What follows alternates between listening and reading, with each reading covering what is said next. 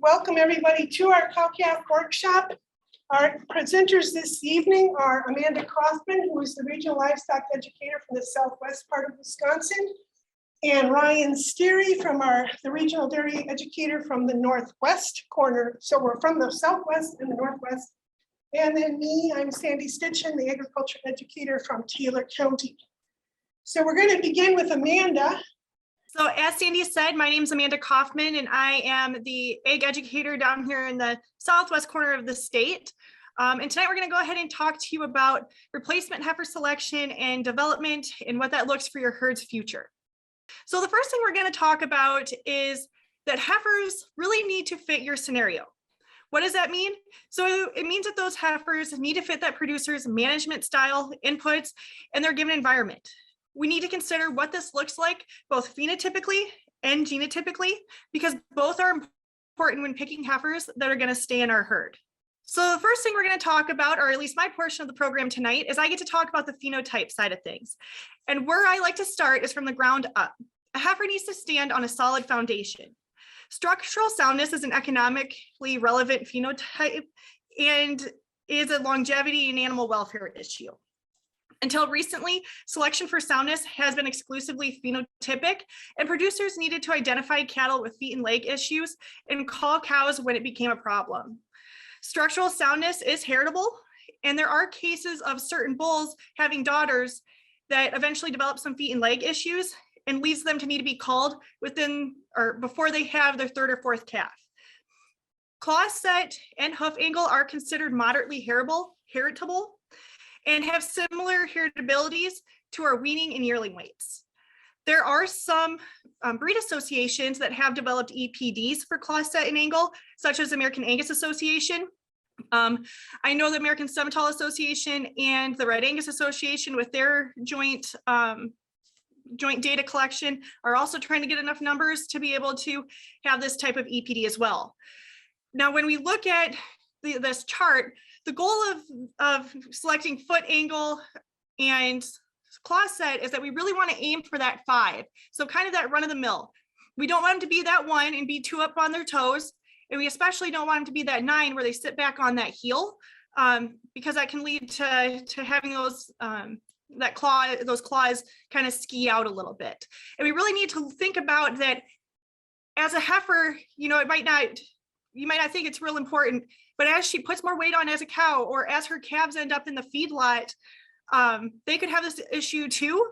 And it could lead to performance issues if they can't get up and walk to the feed bunk or the water and things of that nature. So then moving along, we're going to go ahead and talk about hock and Kneeset. And structural issues can lead to longevity and stability issues. Stability is basically the percentage of daughters that are remaining in the herd after 6 years of productivity. Someone might think, well, why is longevity important? But it is especially important when producers develop their own heifers, because it takes a cow weaning 5 calves to repay her development costs. We also want to make sure that heifer has some femininity. So what that means is we want our heifers to look like heifers. We want our bulls to look like bulls. We want those heifers to be extended up through the front end, have long necks, and be smooth in the shoulder. Because if they are broad shouldered or have too blocky a shoulder, that can lead to some dystocia issues if she passes that trait on to her calves. In addition, we don't want those heifers to be too heavy muscled or too expressive or too expressively muscled. The reason being is because the more muscle that they carry, if they are excessively muscled, it tends to narrow their birth canal. And again, that can lead to some dystocia issues.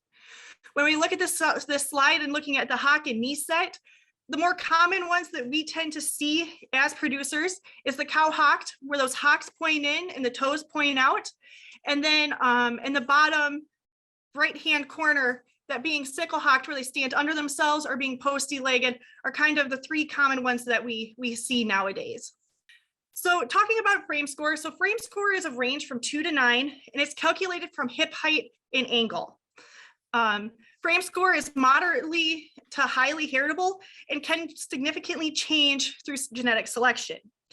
Now, one thing we like to kind of promote is going ahead and getting that hip height at 12 months of age. The reason being, at 7 months of age, they're about 80% of their mature height, 30 to 45% of the mature weight. At 12 months of age, they're 90% their mature height and 50 to 60% of their mature weight. So by that 12-month mark, they're starting to get to the end of growing frame, and that's when they're going to start putting on that weight. So again, as we said, frame score is determined by measuring that hip height and relating it to the animal's age. We can use that hip height or that frame score to predict market weight. And when we talk about market weight, is it's the weight which most animals will grade into that low choice or better without being overfinished. And we can use that frame score to go ahead and plug it into these two nice little equations. There's one for steers and one for heifers to predict what that animal's market weight will be. Now you might think, okay, well, we have replacement heifers. Hopefully she doesn't end up in the cooler anytime soon. However, we talked in the last slide about how frame score is heritable. And if that cow's too big framed or she's too little framed, it might impact performance in those calves. So this is where we're going to run through a little bit of practical math. So we have heifer number 1 and heifer number 2. Both are 12 months old. The first heifer has a 47 inch hip height. So what we're going to do is we're going to take that age in months and find 12, and then go straight across to where it says 47. And we're going to find that that frame score is a 5. So when we plug that into our equation, it's 100 times 5, which is 500, plus another 5, which is 1,000. Maybe that heifer is kind of giving up some performance. And 1,000-pound market weight, we'd like them a little bit heavier than that. Sometimes when they feed out too small, they're ready to go way before some of their counterparts, and then we can have some issues with developing yield grade 4s and other carcass issues. So let's look at heifer number 2. We said she was 12 months old. She has a hip height of 56 inches. So again, let's use our graph. We go to 12 months, go all the way across to, well, 56 inches is kind of off our frame score chart, but she's going to end up in that 9 frame score. So let's plug that into the equation, and we have 100 times 9, which is 900, plus 500 is 1,400 pounds. Now, we're thinking, yeah, you know, that's kind of more of the ballpark where we want some of these carcass weights. However, are heifers heavier or lighter than steers? And if our heifers are weighing 1,400 pounds, what do you think our cohorts are going to weigh? You know, they're probably going to be closer to that 1,500 to 1,600 pound mark, and that's probably getting a little too heavy. Looking at taking it back from those carcass traits of that calf, with looking at frame score, you know, overly large cows take more groceries. I mean, common sense. The nutrient requirement for net energy for maintenance for a 1,400 pound cow is 11% more than a 1,200 pound cow. Now, maybe we have an operation that has to buy their feed, and it'd be more profitable for us to own that 1,200 pound cow. But maybe we have feed more readily available, or maybe we raise our own feed. We have a cheap feed source that's still high quality. Maybe that 1,400 pound cow is going to do more of the trick for us. There is good news for those individuals that have that 1,400 pound cow. Energy requirements don't go up in direct proportion to cow size. And what I mean by that is that even though that 1,400 pound cow is about 16% heavier than that 1,200 pound cow, her nutrient requirement for maintenance is only 11% more. So it doesn't go up in direct proportion. And small frame size cows might give up some performance. We need some frame in order to put some weight on. And the last I checked, we still sell cattle by the pound. So if she's too small framed and we can't put that weight on, that might be money out of our pocket. One thing that shouldn't come as a surprise to anybody is that cow size has increased over the last decade. Many producers want to stay in that 1,200 to 1,400 pound range for mature cows, but it is really up to the producer and what fits best in their management style and calving ability to have that right type of calf when sent to harvest. A lot of people don't necessarily own a scale, so they guesstimate the weight of their cows, And a lot of times we underestimate how big those cows really are. So just keep that in mind.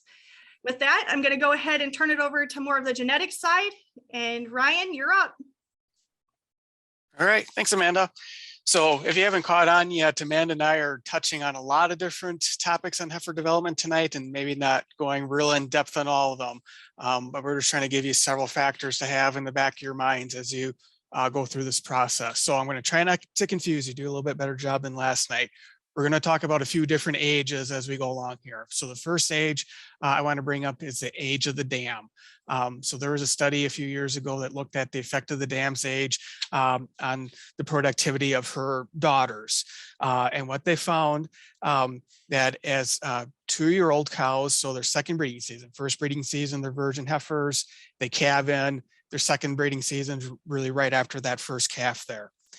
Heifers born to first calf heifers had a 58% pregnancy rate in that breeding season, whereas heifers born to cows that already had 1 or more calves had an 84% pregnancy rate in that second breeding season, right after having their first calf. So there's a lot of different factors that go into this.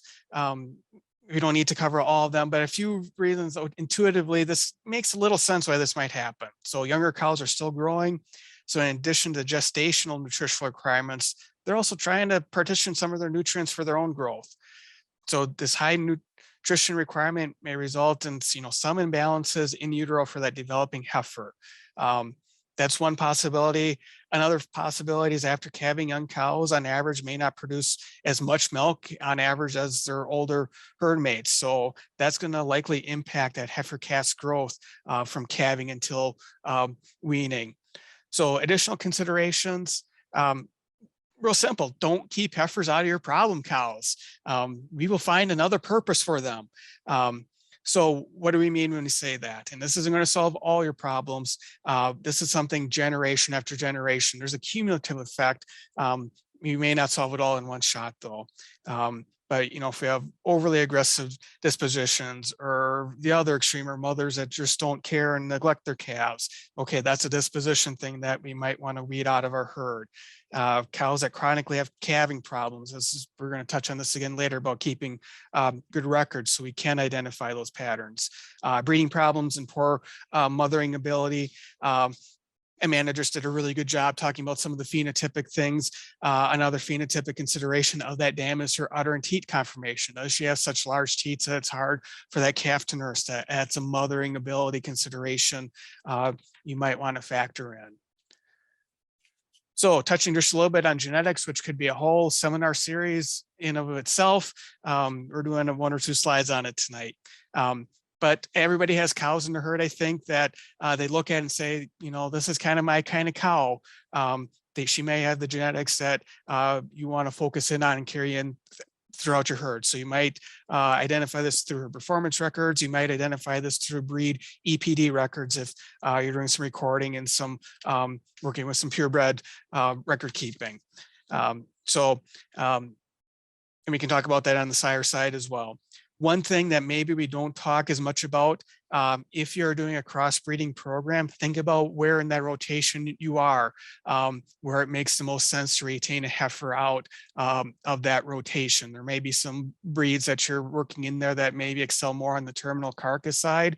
Maybe you want to wait a generation after that where you're working in a sire that's a little bit maybe more maternal and some of those other traits emphasized. And that's the point in your the traditional 3-breed crossbreeding program that you decide that you're going to retain a heifer out of your own herd. So again, sire EPDs are important as well. They're contributing half of the genetics just as the cow is. And again, think about how you can manipulate this in your favor. You may have a herd bull that is producing great calves for the feedlot, great terminal traits. Nothing wrong with him, keep him. But think about, is he siring the traits that I want for a cow as well? If not, maybe we got to get creative.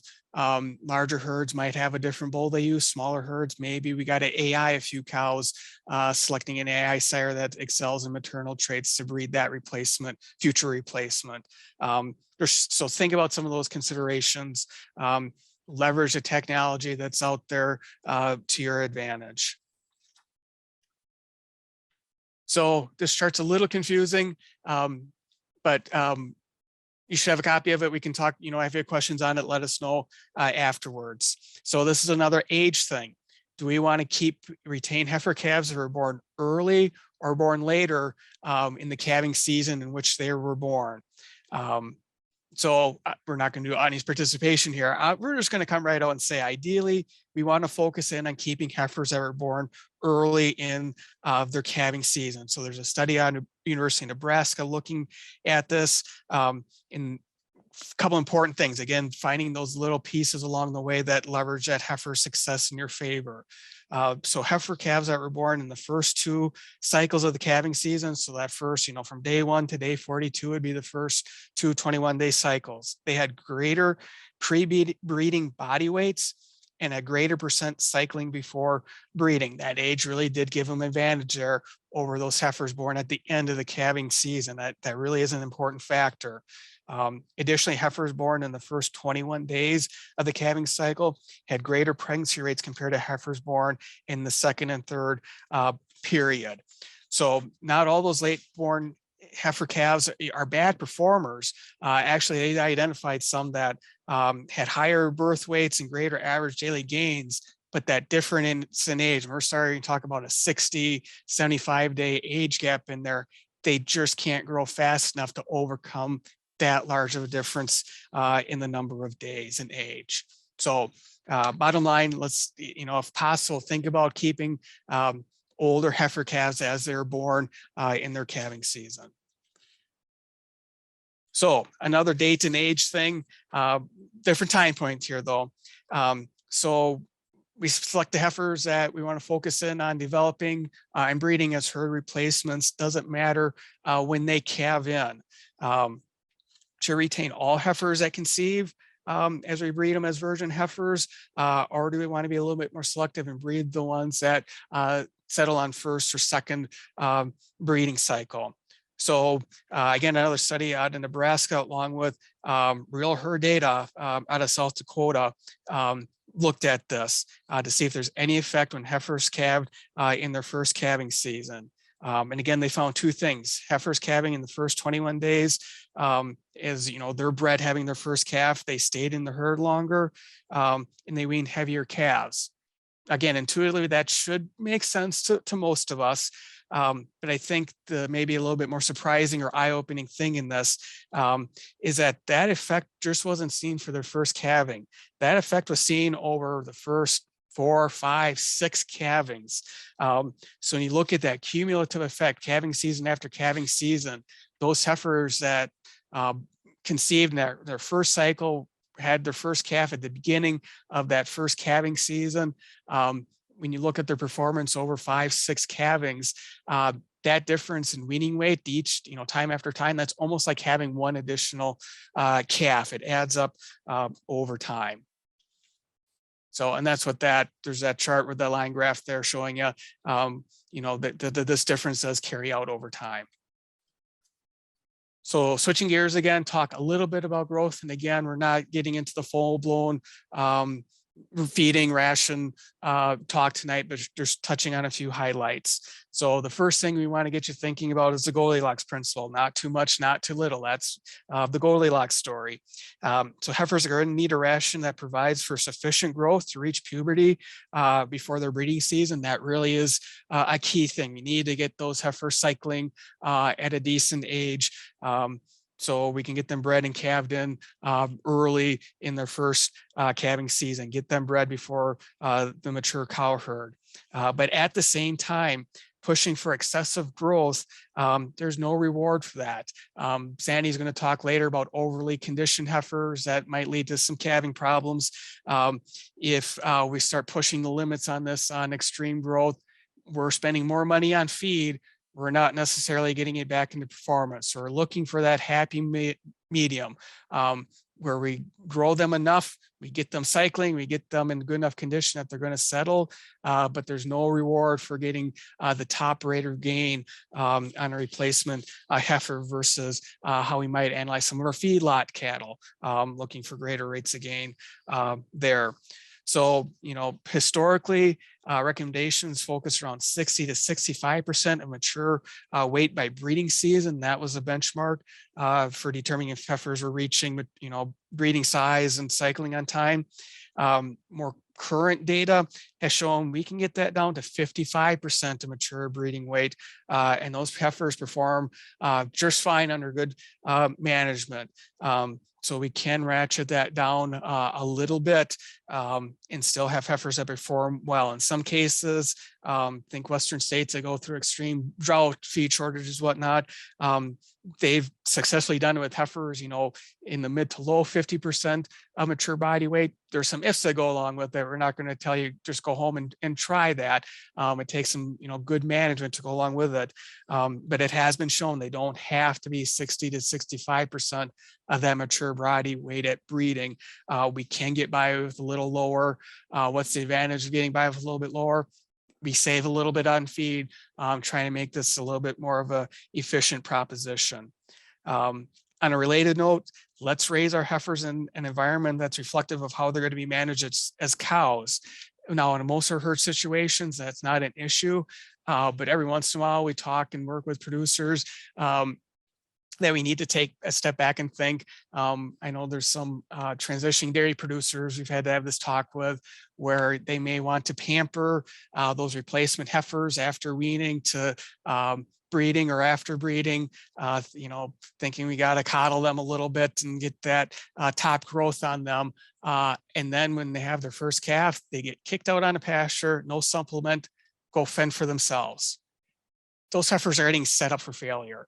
So once we get them to breeding, or once we get them after breeding, if we're doing a lower input management type system, let's raise those replacement heifers in that type of system as well. Let's challenge them younger. Let the cream of the crop rise to the top, and the heifers that can't cut it, let's identify them sooner, find another purpose, another market for them before we incur that cost of them having that first calf and finding out she's not the right heifer for my herd, my management system after all. And so that's where, get them separated, a unique heifer development system, get them separated from your feedlot calves, that type of thing. And then one thing, we threw this in here at the very end, you don't have to do these changes in one fell swoop if it's new to you. Let's say, we're going from 65% mature body weight to breeding. You might go down 60, 59, 58, something like that as a target. We can do this in steps. We can also, if you're uncertain, let's throw some estrus detect patches out on these heifers. Doesn't mean you have to AI them, but let's find out how many of them really are cycling before we want to start the breeding season. Let's identify a problem sooner if we do have a problem, those types of things. So real rough math here. This is a ballpark estimate. Again, we want you to go home and figure this out for your own herds and unique situations. But Mando was just talking about frame size and mature weights. Let's say the average mature cow size in our herd is 1,400 pounds. What's that target breeding weight that we want to shoot for that? Well, let's say, we've been going high in the past. We'll go to, we're not ready to go to 55 yet. We'll go to 59 as a target. Okay, pretty simple math here that comes up. We need to, roughly 126, pounds is our target weight then for breeding. If those heifers currently weigh 525 pounds, maybe this is, right at weaning type situation, something like that. Okay, we got to put, around 300 pounds on those heifers then before breeding. Or, our feeding period, we're thinking November 20th, that, tongue in cheek say this is a classic Wisconsin system. We do it around Thanksgiving and deer hunting time. And then, roughly till roughly July 1st. So 223 days on feed. In this example, then, 301 pounds, 223 days, our target average daily gain is 1.35 pounds. That might be appropriate in a lot of situations. Some situations, maybe it's closer to 1.5, but again, just kind of putting a rough perspective around this. It's probably not 3 pounds a day like we're shooting for in some of our feedlot situations. So this is a table We're going to go over this quick, but on the left-hand column, we have mature cow weight ranging from 1,100 to 1,500 pounds. And then looking at the 55% target weight to 65% target weight. Again, it's not one magic specific. She needs to be X number of pounds. We can think of this as a range. So we shoot in the middle here, that 1,300 pound average mature cow weight. Our range for those heifers at breeding, we're looking for something between 715 and 845 pounds. And again, let's think again that Goldilocks principle. We need to get her there. We don't want them undergrown, but there's not really a reward in performance down the road. If we say we're going to get her to 900 pounds instead, we're spending more money on feed at that point. So debated a little bit on this slide. Again, think of this as a ballpark and not an absolute, but generally speaking, nutritional requirements, protein, average around 10 to 11%, but I'm going to jump right in and say there's a range on this. Those 400-pound calves, that is not enough. We're looking for 12% or more on those for protein. As we get to 900 pounds, okay, then we can think maybe it's 10% is adequate. I'll let you read the rest of the slide. So I'm not putting this in there to say this is what you need to balance your rations for. But the reason we did decide to put this in here, let's think about our hay quality. Let's do some forage testing so we know what our hay quality is. So if we consider an excellent to good quality hay, which is generally defined as 13 to 14% protein and 58 to 62% TDN, we see that's pretty close on average to these heifers' requirements. They may need a little supplement. Again, those 400 or 500 pounds at that age are going to need a little bit higher plane of nutrition. So they probably do need a little supplement to go along, but we need to know what that hay quality is, get a forage test on it. A medium to poor quality hay is generally defined as averaging 4 to 8% protein and 38 to 51% TDN. Those hays are going to need help. They are not enough alone to develop some of these heifers. So we need to get that baseline on what our hay quality is and what it's testing to know what that supplemental program needs to be for developing these heifers. So that we're going to turn it back over to Amanda. Thanks, Ryan. So the next we're going to talk about is heifer vaccination programs, protocols, and goals and things like that. So going ahead and jumping right into this, the goal for the type of immunity needed depends on the goal for the heifer. Meaning, is she going to become a replacement heifer or is she going to end up in the feedlot? Herd replacements need lifelong reproductive immunity and the ability to raise a healthy calf. Heifers destined to be in the feedlot need protections from things such as bovine respiratory disease and Clostridia. All right, thank you. So the first thing we're going to tell you to do when you're coming up with a vaccination protocol is to work with your vet and your other advisors to determine what diseases you need to protect your herd from. What we really think, you really need to talk to your vet, have that established VCPR. Another thing we need to kind of talk about is make sure you have facilities in place so you can conveniently handle your herd, including your heifers. And even better if you have facilities that can hold your bulls, because we don't want to forget that he also needs vaccinations. The easiest way to set up your vaccination protocol is to administer the vaccines according to the cattle life cycle events and the farm schedule you already have. We want to accomplish prevention of these diseases of concern from your farm while performing other health and breeding tasks. You basically have to pick a vaccine that's going to fit your schedule and modify it so that it works for you. If you have to give those shots at times that are inconvenient or there's any inconvenience, it's going to be difficult to follow through with that protocol. So we're going to go ahead and move on to some of these, how to properly handle vaccines. The first thing we're going to want to do is read the label. How is it supposed to be stored? How is it supposed to be used? What's the dosage? And what are the withdrawal times? If a bottle says use entire bottle, it means that you have to use the entire bottle once it is open. It can't be stored and used later, and you have to use the medicine. If you have to use the medicine like this, and you only use one dose, you still have to throw away the rest of that medicine because it'll rapidly lose its effectiveness. And if it's not effective, you're not going to want to use it. Modified live vaccines must also be used immediately once they're mixed. I know you can buy the 100-dose bottles, but unless you can get through that bottle within an hour, you're better off not using it. You're better off going ahead and mixing those 10 doses. So as you're vaccinating a group of animals, we want to make sure that we're mixing those bottles as we go, and we want to keep them cool and out of the sunlight. It's also very important to keep track of all products being used on your farm. It's not profitable to maintain a large inventory of products if they're going to expire.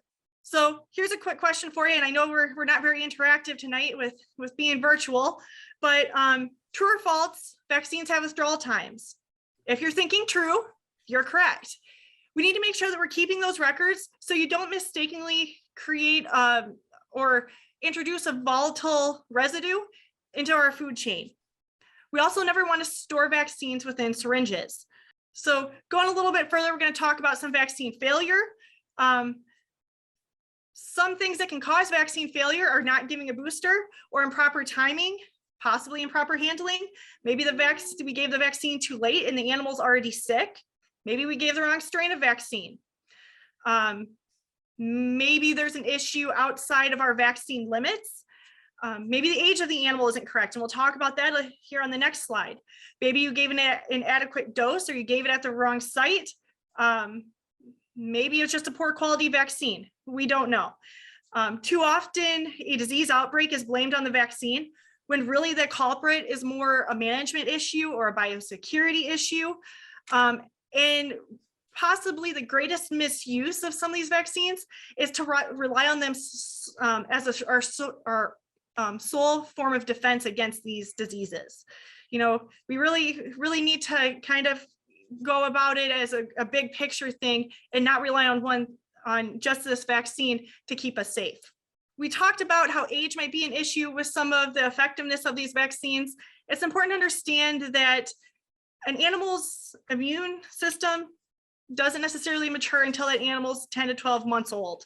And immaturity can impact the duration of the vaccine titer. Immaturity can also impact the reproductive response to that vaccine. Youngsters that are less than a year of age are not repro programmed yet, and so they don't carry forward that fetal protection. When we also talk about vaccines, we need to understand that modified live products are the preferred product to use. We have to also understand that the last booster should occur 30 days pre-breeding to avoid any IBR impacts on the ovary and to fully develop a protective immunity, providing some fetal protection. Clinical BVD protection is so much easier to vaccinate for as compared to preventing a PI in any other way. The duration of immunity following any or all vaccines given at that 10 to 12 months of age is now at 12 months. Protection from shots given at weaning time tend to start to wane at that point. Puberty is an indication that the animal's immune system is mature, and antibody protection for the reproductive diseases occurs at this time. So those pre-breeding shots are critical to our operations in keeping diseases at a minimum. So when we go ahead and talk about that L. harjo, it is a host adapted lepto, and cows become carriers. The harjo in that L5 products is not the US strain, and all the L5 products duration of immunity is only 6 months. So we must give 2 lepto shots each year for full immunity. We also need to consider a 7-way clostridial to help protect from overeating diseases and clostridial infections from wounds, or maybe vulva or uterine tearing at calving. And with that, I'm going to go ahead and pass it back over to Ryan. Okay, thanks, Amanda. So we're getting the home stretch here before we pass it back off to Sandy. And so I know all of you came tonight to hear about math, right? We want you to think a little bit about how many heifers to retain, select, thinking about all those good things Amanda led off with, picking the right kind of heifer. In some herds are doing this. This might be a new approach for some of you. We're not saying everybody has to do this, but we want to get you thinking a little bit more about how to be a little bit more critically selective in picking out the right heifers for our herd. So we're going to start off with the easy part. How many replacement heifers do we really need? So if we look at 15% is the commonly used industry average for the number of cows that are marketed or died throughout a production year. So 15%, that's your number to replace. We're going to use a 100 cow herd as an example, just for easy math. If you're going through an expansion phase in your herd, okay, whatever percent you're adding, expanding by, we'll just tack that on too. Real straightforward, right? So when we get into it though, it's not always that cut and dried. So yes, the virgin heifer should be high fertility in our herds. 90-95% overall pregnancy rate should be our goal. If not, talk to us afterwards. But again, it's not always 100%. Every few years or something, we might have a heifer that doesn't stick. We might have a death loss, something like that occurs along the way.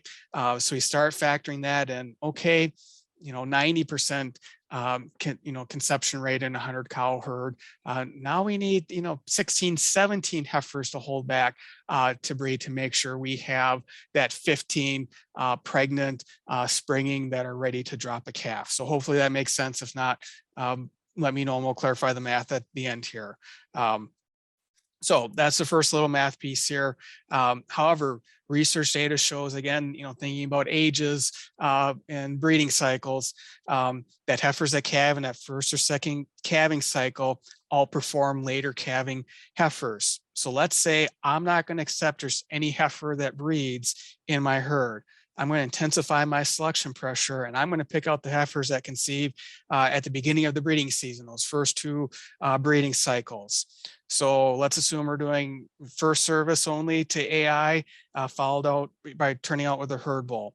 And let's say after those first two cycles there, one AI and then a bull for one breeding cycle, we get 70% of the heifers to conceive in the first 45 days of the breeding season. Doesn't mean those other heifers aren't going to conceive, but they might conceive on that third breeding to get us to this, 90-95% of herds that are going to conceive. So now the number of heifers we need to retain is going to be 22. So 22 times 70% conception gets us 15 heifers springing ready to drop a calf. So we're going to add one more point on here. Is there any additional selection criteria we want to add? So as Amanda led off looking at some of the phenotypic traits, I think if you are in this business long enough, you're all going to run across that calf that she was good enough when we weaned her and took her off a mama cow. But as the older she gets a little case of the uglies, and maybe those feet and legs that were good enough at weaning time, now that she's gotten older, they're not quite good enough. She's not turning out the way that we want her to. And there's other considerations for that. One that's, more practical, I shouldn't say more practical, but, thinking more of management, maybe she's just not as easy fleshing as the other heifers you're developing in the program that's going to fit their environment. So maybe there's one or two heifers that sort themselves out there that if they're not as easy fleshing at this point, we can assume as first calf heifers, get them out in the cow herd, they're probably going to struggle there as well. So where am I going with this? In our example herd, we're emphasizing moderate frame sizes and easy fleshing cows for a pasture-based production system. So let's say we're going to pick the top 80% of bred heifers to retain, and then we're going to market that bottom 80% that, again, maybe aren't quite as easy keeping those things. We're going to do another sort on them. If we do that, now we're thinking we need about 27 replacement heifers to get to that 15 ready to drop a calf. So this is adding upon, the 70% conception the first two breeding cycles, and then we're only going to keep 80% out of those. So I'm not going to beat a dead horse, but this is just kind of a summary of how in this type of management approach, how figuring out the number of heifers retained might look. Not saying this is right or wrong, but we do want to get plant the seed in your minds of how do we be a little bit more selective in developing not just any heifer. Let's develop the best heifers for our situation. To wrap up, we recognize we got to be practical about this too. So think about, this approach that you've seen before, maybe this is something new to you, but we're going to recognize that retaining more heifers, it has some consequences and it's not right for everyone. Retaining more heifers means less feed or calf income in the fall, and that might not work for your finances. Likewise, it's going to require more feed. Do you have that feed in inventory? Do you need to purchase feed to, for those extra mouths? If not, we get that, but think that through. And again, specific herd situations where, okay, consider, does this work or not work?